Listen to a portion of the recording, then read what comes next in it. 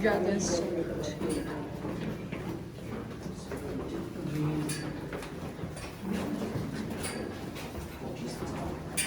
Watch out. We're locked in now. Watch out. Head. Nope.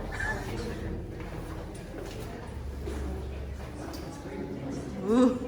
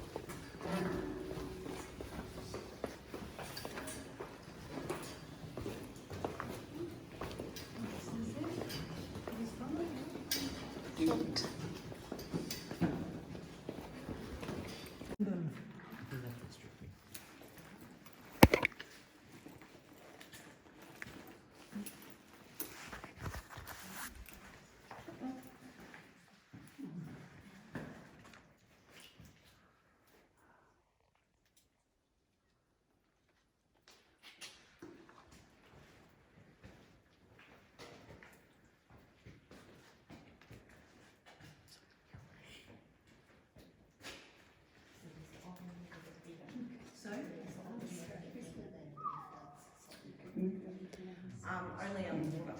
So when you get down to the bottom of the system, there's a river. And once you're in the river, those spaces are currently getting bigger.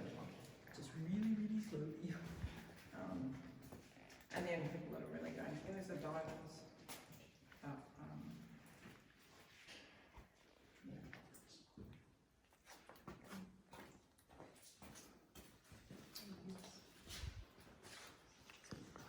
Okay, so all the dangly stuff, full of air rather than full of water, that's when you get all the dangly stuff forming.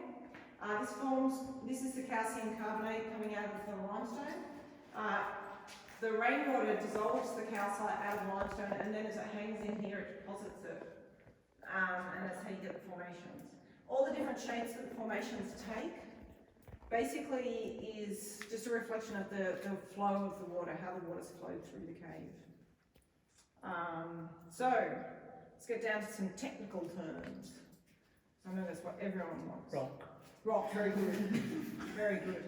Practicing. You Read up. did the pre-reading. Well done.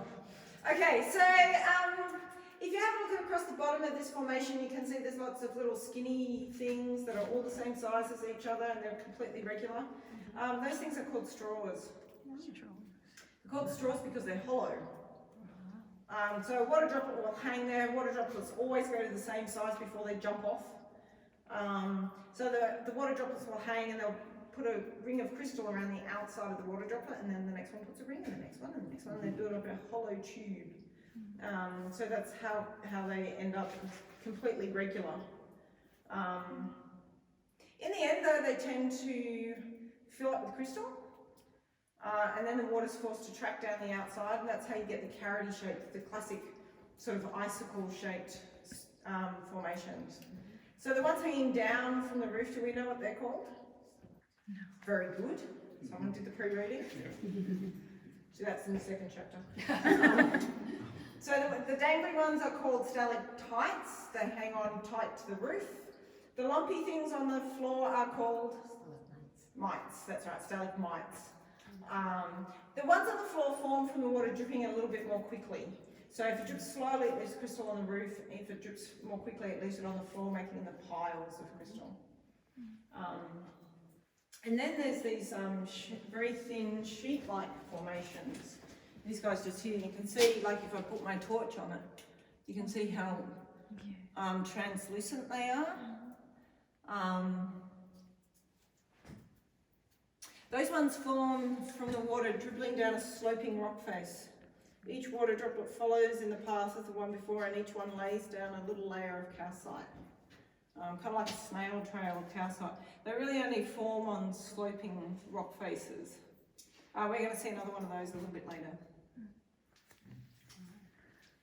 And then of course there's the wiggly ones. They obviously don't know what they're doing. So these used to be called cave mysteries. These days you can't have something being a mystery, so now they're called Helictites. There's a few here, but there's lots over there. Really thin little things. And some of them are a bit chunkier, and as we go through the cave, you'll see them all over the place. This cave and the Orient Cave are known for them. So these things are called Helictites. They're referred to as Helictites, as in the double helix, you know, twisty thing. And they form from capillary action. So they've got a pinprick hole through the centre of them, and the water can be pulled in upwards in a roundabout direction by capillary action. Okay, I think that's everything. Oh, except for this stuff down here, which we kind of already talked about. This is flowstone. It kind of forms over the Just a column. mighty tighty. Mighty tighty. Okay. I wish they were called mighty tighties, but they're not. They're called columns or pillars. Yes. Yeah, there's not many of those in this cave. That's funny. Rightio. So, from here. Can you see it there? It's like a candle. So, the bottle mite is in fact a bottle. The story of the bottle goes like this. It got put under that drip of water, which is constant, it always goes. And it hasn't stopped so far. It got put under the drip of water when they were building the stairs. So the stairs were built from the bottom up. And if you remember outside, I said you used to have to go through the Lucas Cave and the River Cave, took about 4 hours. So just to walk through the Lucas Cave and the River Cave to get to this point takes about 35-40 minutes. So these guys were coming up to their work site carrying tools and cement and formwork and what have you. And so what they used to do is leave the bottle under the drip of water so that they could have a drink when they got up here. And then in 1958, when they finished the stairs, they forgot the bottle and left it there. So that amount of crystal is what's grown since 1958. It looks like a lot, and it is a lot. It's a couple of millimetres thick over the bottle. But you've got to remember there's the bulk of the bottle in the centre making up most of the Formation of the word. the shape. So the bottle's just still there? The bottle is still there, yes. It would be a little destructive, I feel, to remove it at this point. Because you'd have to break up all that flowstone. So, yes.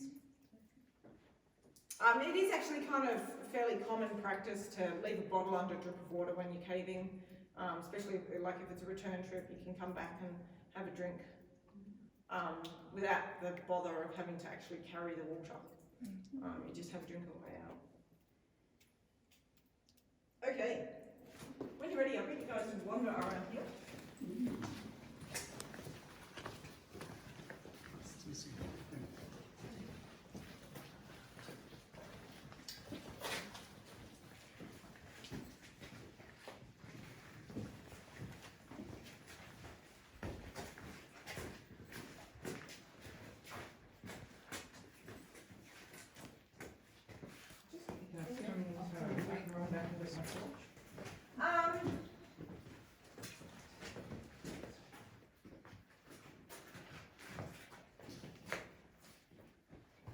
Feel like we're on the show. Cameras.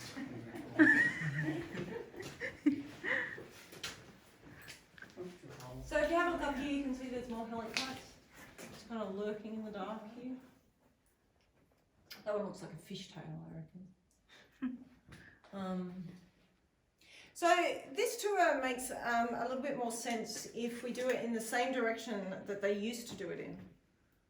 So what we're going to do is we're going to walk through the main chamber and we'll walk all the way to the other end, and then we're going to have a look at the main chamber as we work our way back. So this means that you're going to get this sense that there's all this really big amazing stuff above us, and I'm not turning the lights on, aren't I mean? No, I am going to turn the lights on, just not yet. Okay, I will in the end, but not yet. Okay, so there's a little bit of trundling to do, a little bit of commuting through the cave, and then we'll work our way back. Okay, now the other thing about this is there's a little free adventure section, because our lights aren't working. This little one of tracks. So what we're going to do. This is the worst photos what you guys are in, so I'll move people around. Not that I'm looking over your shoulder. Still a great view though. We'll shuffle around and go to Yeah. Okay, so you can see it is indeed a very big chamber. It's 42 metres of chamber. So that's good. The earliest tours, were they by candlelight or were they? No, in this case, in the really early days, original like 1860s, 1850s, 60s, that kind of thing, yes, they were by candlelight. Right. But from about the 1890s on, they were all with electric lights. So this cave wasn't opened until 1910, so several years after it was found. Right. And it was opened with electric lighting already in place.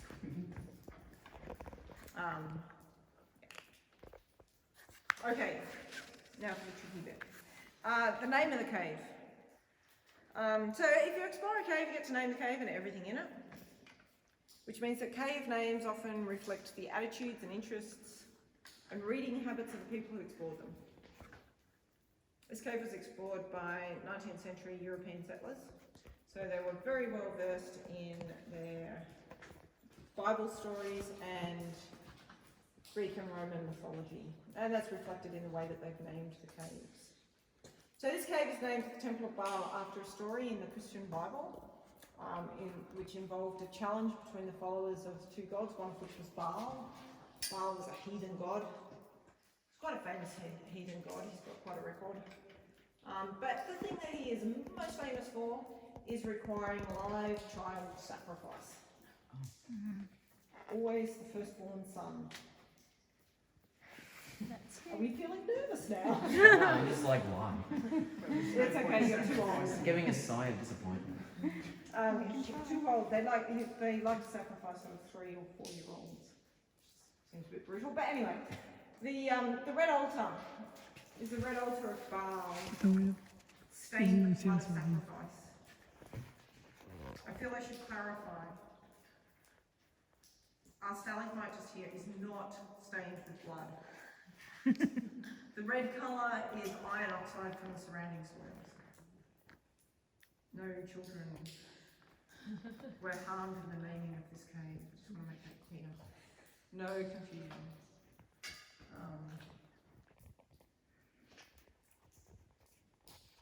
The Angel's Wing is the largest shawl at Jenolan, and it's only sort of the width of a water droplet wide, so it's a really fragile formation. Gets knocked or anything bumps it or whatever, it would shatter. Really stunning formation.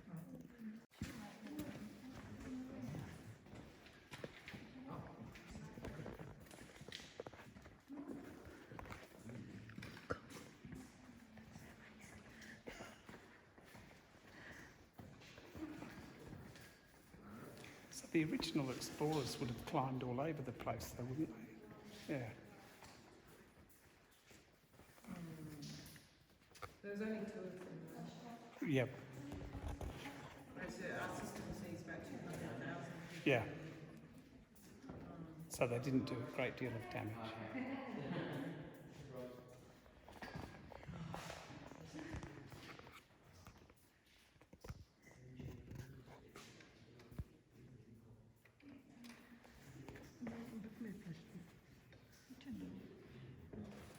Okay, so up here, you can see there's lots of helictites. Some nice shawls in there.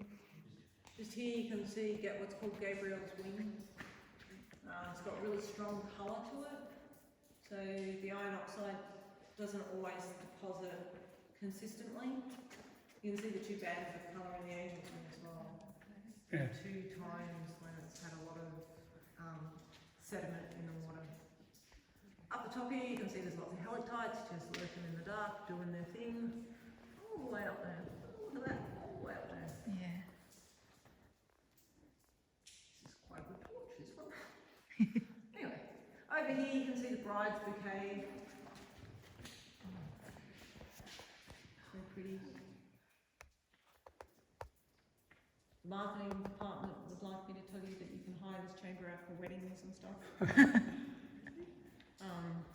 So if you want to get married in a temple of a child sacrificing God, you can help you.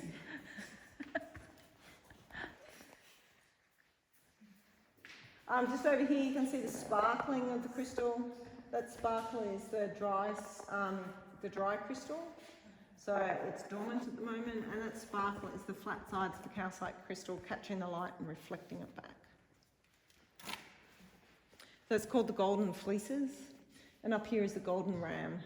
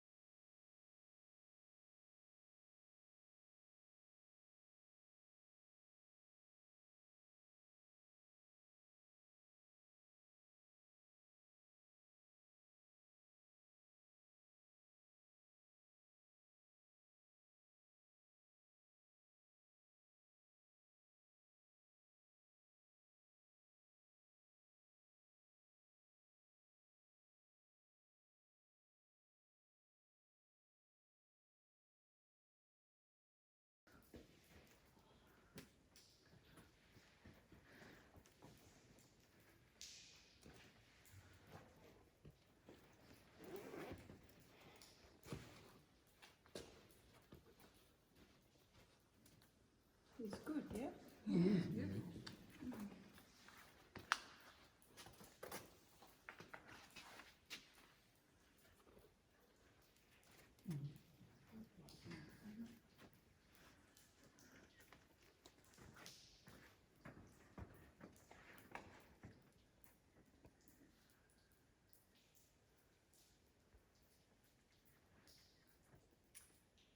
So,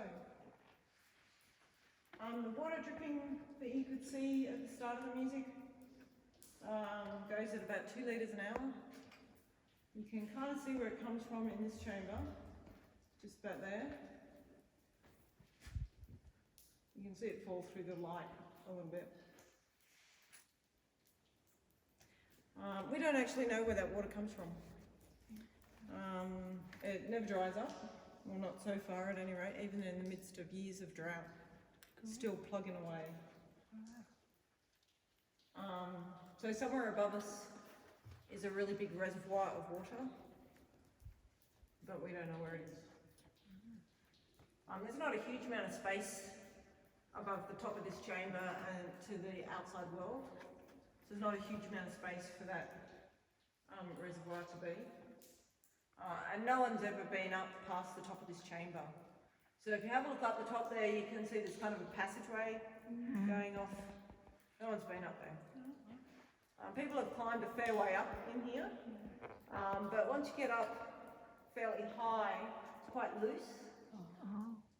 And if you knock something down, it bounced out, it might hit the angel's wing, and that would be bad.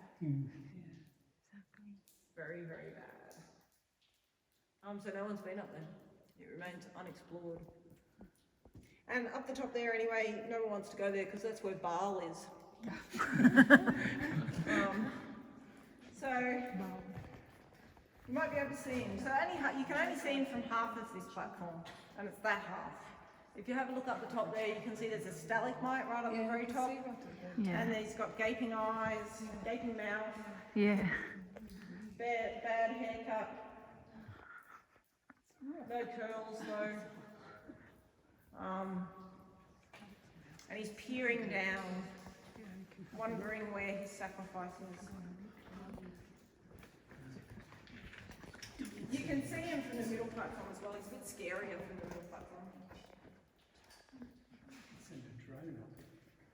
The problem with drones is that they've got quite a big downdraft, quite a strong, and that was this Dodge stuff as well. And they have a bad habit of crashing.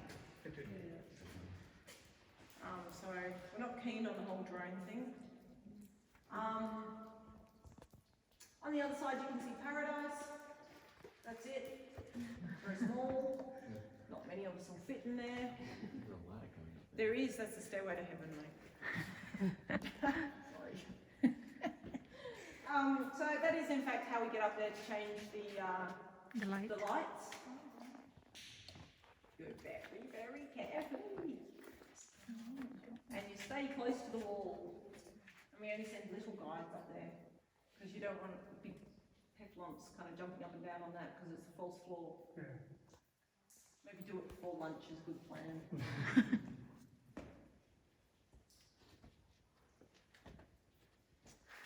Ready guys, if you want to follow. Yes? We have this creepy stalagmite in a cage. Just come this way. And have a look up at Baal.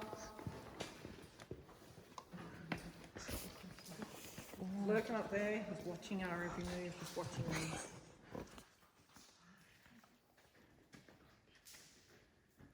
Might just need to take a step to your right to get him a bit better. Okay, that's it. It does look a lot creepier from down here. He does, doesn't he? He's kind of, it's like he's leaning over. He's watching.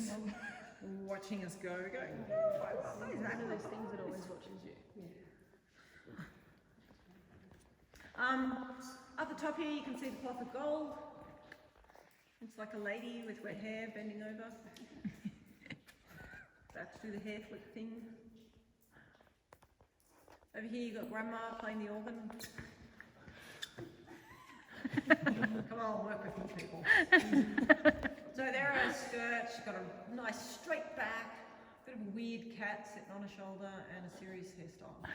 So what sort of drugs were these guys on back in 1905? Did you get your allotment of mushrooms when you picked up your toes? Because they had wild imaginations. Yes. You know, if you spend enough time underground, Yeah. you can see anything. Especially if you have the lights on.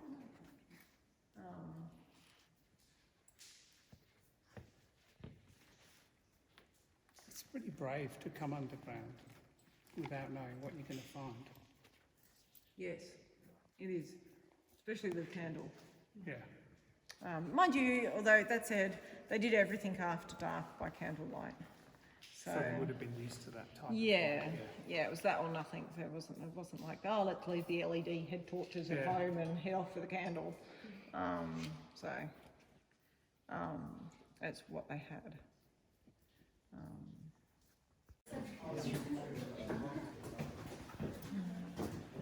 Kasi dire-diretso lang tayo. Ay, hindi pala. Hindi pala. Ay, hindi pa.